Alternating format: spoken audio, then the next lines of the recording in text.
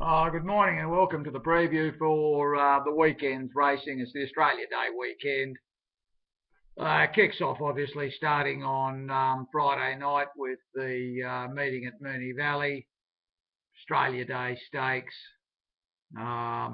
Pretty ordinary race. Weight for age race. I mean, most of these are bush horses. You would think that moment of change coming out of all the weight for age races behind buffering. Probably going to be odds on and deservedly so. The biggest problem, of course, is Barry at 10 and Meech. Never a great combination in the city. I wouldn't be taking odds on this in anything. Sea Lord won this race last year. It'll get out in front. The other one will be giving it a fair start. So for me, at 7 or 8 to 1, it's probably better value on the each way. And Richie's Vibe and Counted, they look the only possible chances. Tonkugawa, I don't know. I mean, none of these are weight for age horses other than Moment of Change and Sea Lord. They're the two weight for age horses. The rest of them are midweeker to low grade weekend handicappers. So it's not a betting proposition anyway, but that's the main race for the weekend. Shows you how bad a weekend of racing it is. Gone through the New Zealand ones. Found one at Ashburton in race 7, number 12, Annabelle Rose. Now, this was travelling well coming to the corner and then never got a run all the way down the straight. They've given the jockey the flick and put Wen on it. Big improvement. It's drawn well. It's going to be hard to beat. If they bet around 5 or 6 or 7 to 1, that's about its right price. Entitled to have a look at that. So Ashburton, race 7, number 12, Annabelle Rose. The main race at Ashburton, the listed race over 1400. Fairly tough race. Number 14, Terrell. Now, it's drawn 1. It's an on-speed runner. It failed last start on the heavy track, just never handled the going whatsoever. Suited this distance, likes the track, and obviously on top of the ground's a big plus. This will be a price.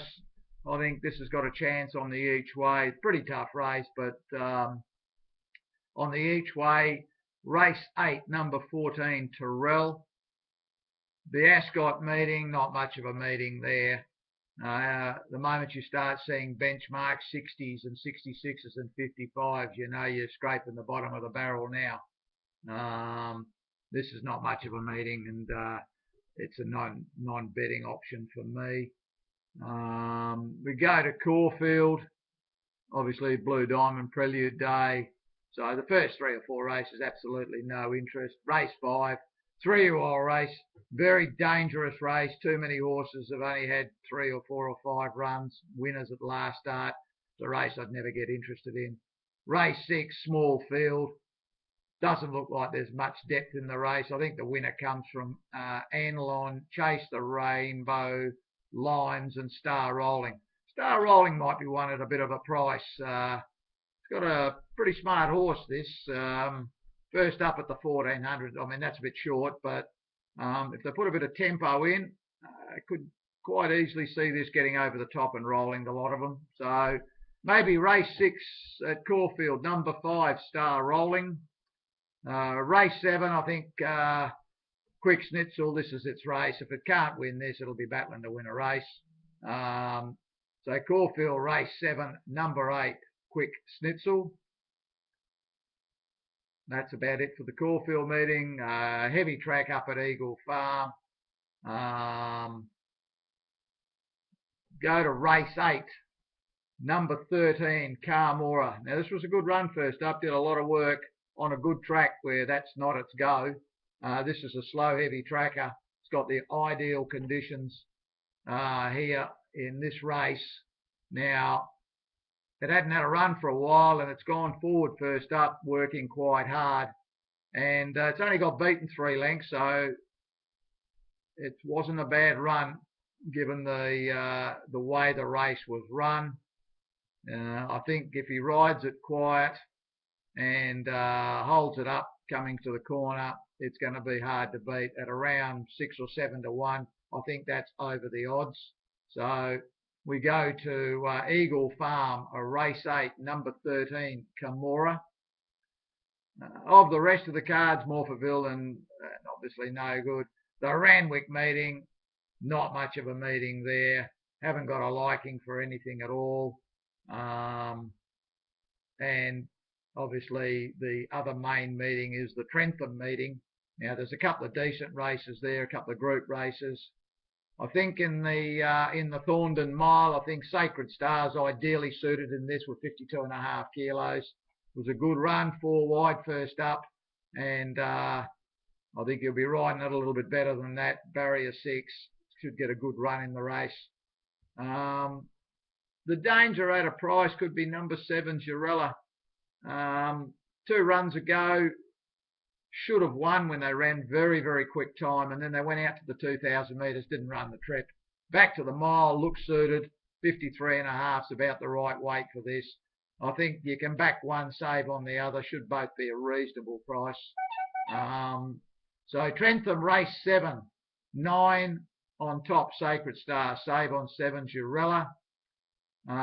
In race 8, number 8, Nina Rock. This was a good thing beaten last start. It was well back. He went wide, just kept coming. It's ready to win now from the better draw. I can see this posing up a little bit closer. I think it's got a good chance. Race 8, number 8, Nina Rock. We go to the Group 2 Wellington Cup. Guns at 5, it beat them pretty easy last start. The 57 is a bit of an issue, but it's one with more weight than this. I don't think there's a lot of winning chances in this. I think there's a few that can run a place. Number 4, Guns on 5 on top. I think number 6, Annie Higgins, back on top of the ground. This is much better suited here, and I think this has got a good chance. Goes best on good tracks. I think that if he holds it up and he gets a good run into the race from the 500, it's got a really good chance. Of the rest, maybe number 13, Graphic, 8 more than Sacred.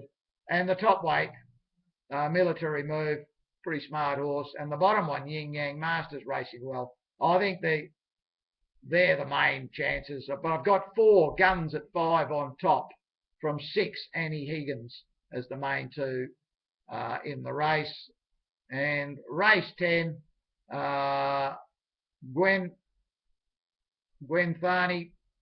It's been beaten by the barriers. It's got the bad gate again. They've changed jockeys to Duplessis. He's riding really well in New Zealand. If it gets any sort of run in the race, if he can get it somewhere in the moving line without having to work too hard, it's ready to win, and it should have won easy at its last 2 starts. Number 4, Beyond Belief. It from barrier 1, going to get a nice run here. It's going to be in front, so it's going to be hard to beat. And number 16, Dragon Beauty. This was a terrific win from where it was last start. He was weaving all over the place in the straight, finally found the gap and flew home. Must be included as a chance, as is number 14, City Chic.